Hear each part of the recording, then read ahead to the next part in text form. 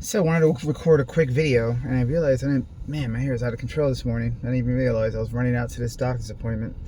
Anyway, I wanted to make a quick video because I'm here, just as I just mentioned, waiting for an appointment. And I've been watching some news, following some vlogs, and just wanted to make a general video around EVs in the United States, post-tax, even before post-tax credit. There's one area of EV ownership that isn't really discussed much. And it's kind of critical, so I wanted to mention it. This is my second EV. I am in a Volvo C40, which is the replacement to my Volvo XC40, which was totaled last month, T-boned by a young lady not paying attention and driving, making quite a legal move, but whatever, I've covered that in a different video. Love the car. Price was good, not as good as the XC40. That was, in retrospect, a steal. And it's unfortunate because that car's gone now. But this car is great. I love it. And it's a chance to get something that's not in black, and I did videos on that.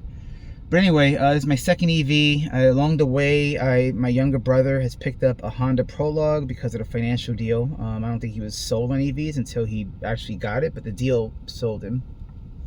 And my mother recently got an EV as well. I wanted her to get something different. She's had I think it's a 16-year-old Nissan Rogue that, like 60K miles on it, if that.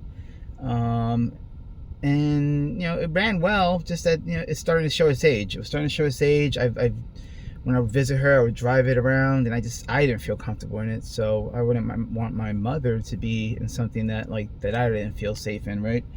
And then there were just issues with having to replace this and that, control arms, struts, what's this rattle noise, you're going to the technician and they just want to just give you parts all day, right? So, and the tax credit was ending and I wanted her to take advantage of it. And unfortunately, I wasn't involved much in the car selection process.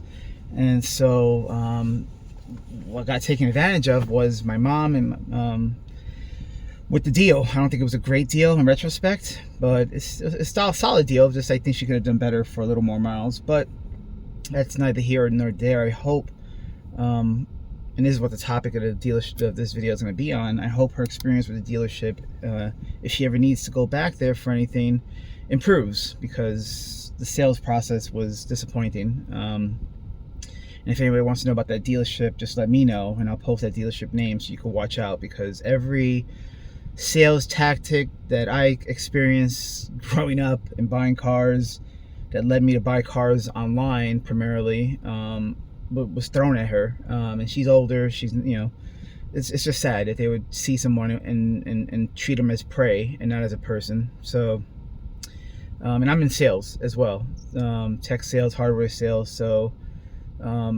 I understand quotas. I understand, pushing for things, but there's ways to attain quota, and that's by being a good salesperson, by being consultative, by addressing every person's needs and making them trust you, not by sandbagging them and all the other things. Again, interested in hearing about that, and I covered that in a different video. But today, what I've kind of come across is that with the U.S. announcing themselves to, or rather tripling down on their status as a petrol state. We're big on oil.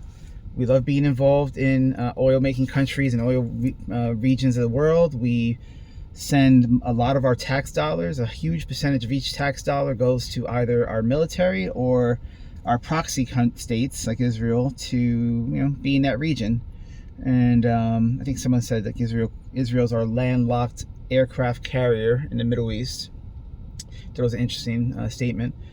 Nothing against the people of that country, but recently your leadership has been quite evil. No other way around it, and history won't be kind. So there's an active effort to clean up that history. But regardless, as a petrol state, it's one thing to diversify, be a petrol state, but also diversify.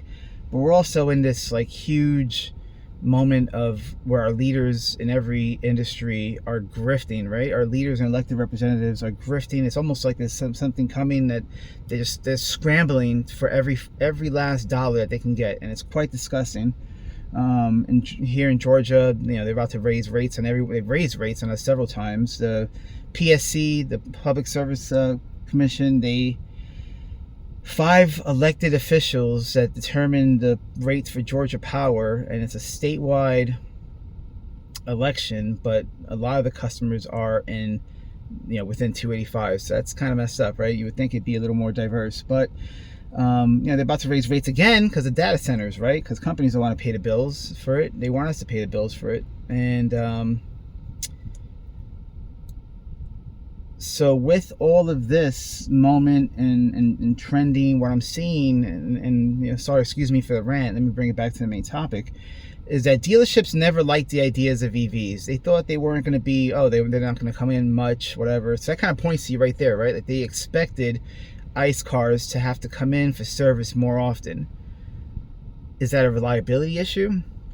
Are they planning on the reliability or the lack thereof of their cars, and that's why they're happy about it?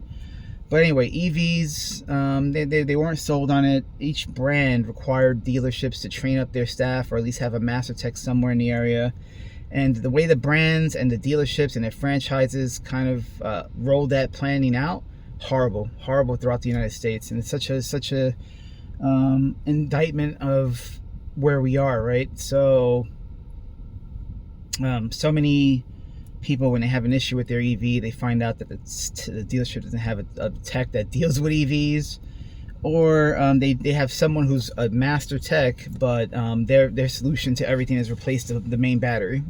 And that's why it costs, and that's why you get all the naysayers talking about the EVs won't be there, whatever, because batteries die, they have to be replaced every 100,000. It's not necessarily that they have to be replaced, is that components within the battery aren't being worked on individually, and these components are from like less than $10 to less than $100, maybe $500 for certain components. But you have to drop the battery and get to it, and that's things they don't want to do. Of course, there's some safety reasons, whatever else, and training and equipment that be needed, but they don't want to train up in that area. And that's such a missed opportunity for the dealers and the individual techs, because those skills are transferable. You can open up your own shop. You can go into electrical trade. Once you've worked on an HV battery for a car, you're familiar, and you've replaced MOSFETs and other components, you can move on to other areas of the industry. These components are found, these battery components are found in everything from laptops to cameras to everywhere. It's such a transferable skill. It's when I had my gas car, being able to have my own tools at home and do a lot of the work in my own engine bay, that was helpful. And that was transferable to a degree, but it wouldn't help me repair some electronics in my home. It maybe helped me fix my lawnmower if I had a gas lawnmower. So imagine that. So you have so you work on an EV, an HV battery, and the 12-volt battery architecture. And now you're working on wiring and electricals, and the troubleshooting from that would carry over to every other aspect of the world. How are you not seeing that EVs are an inevitability when there's batteries and related components in everything else that we have in our world, right? So you're over here grandstanding for your V8. Meanwhile, you have an iPhone. Meanwhile, you might have Meta glasses. Meanwhile, you have a laptop. Meanwhile, at home, you have other technologies at home. You have wireless cameras. You have rings. You have everything else. You might have said, "Damn, I really hate this gas lawnmower." Now you have an electrical mower, electrical power tools. How many techs do I know that have electrical power tools at home? They don't. They all do. There's just so many areas where it carries over. And it's such a missed opportunity. And so that was the reason for this video. I think, at some point in the future, it's inevitable. China's making moves, and it's not, and it's like, oh, well, they're, the state's sponsoring it. Of course, it's a new technology. What the hell? When cell phones first rolled out, they were so expensive. It wasn't until telephone companies started subsidizing, and they still do, because they're still expensive, subsidizing phones, free phones, Metro, free phones, AT&T, iPhones, free phones. If the phones weren't free at all and you had to pay the plan, I mean, these people still have to pay because there's no other alternative. EVs are headed that way. Batteries are improving. The technology is improving. Solar is improving. All these things are improving. I live in Georgia, and it's a crime that Georgia, even Puerto Rico, that they don't diversify from where they get their power. They should be getting it from every possible source they can and blending it. That's the ideal way. No one's saying go full solar panels and oh, it rains, now you have no power. I mean, the people who make those arguments are pure idiots, and you know, they honestly, they're just arguing for argument's sake. An ideal situation, and then of course rolling out DC fast chargers. Of course, they were going to get targeted. They're so prohibitively expensive. Honestly, there should be a lot more level 2 chargers in public spots than DC fast chargers. Those should be relegated to highways and travel destinations. You know, stuff close to highways, close to hubs, you know, maybe close to dealerships, stuff like that. Level 2 should be supermarkets, gyms, malls. You don't want people parking there all day, and the people who, and that's a deterrent in and of itself. If you go there and you have the ability to charge at home, you're probably going to skip that, and so that's going to be available to somebody else. But how many people will charge at home, go to a spot, say, oh, I'll get 5%, and then just park their car there forever? Because, you know, depending on their charge curve, they might be there a lot longer. They didn't have to be there. So blend it. Honestly, blend it as much as you can. I see so many opportunities for businesses. I'm here at a medical center, hospitals. They should all have level 2 charging available, and make it, you know, in some cases, make it complimentary. Apartment buildings, again, they're making a liability. It's such a huge draw for a condo complex to have charging stations for guest visitors and residents. But anyway, that's kind of where I'm at. I'm a little frustrated because it is a good technology. It shouldn't be. Right now, people are getting penalized for having EVs, and at this point, it's better that we're just forgotten than targeted. But interested to see what happens in 4 years with the technology and the climate here around it. It should have never gotten political. It was, I mean, it's like as if politics made people choose Google or Apple, Android or Apple, and that's ridiculous, right? Same thing here. But the reason why it's political is because we're a petrol state. So with that, let me go to my appointment. You all take care.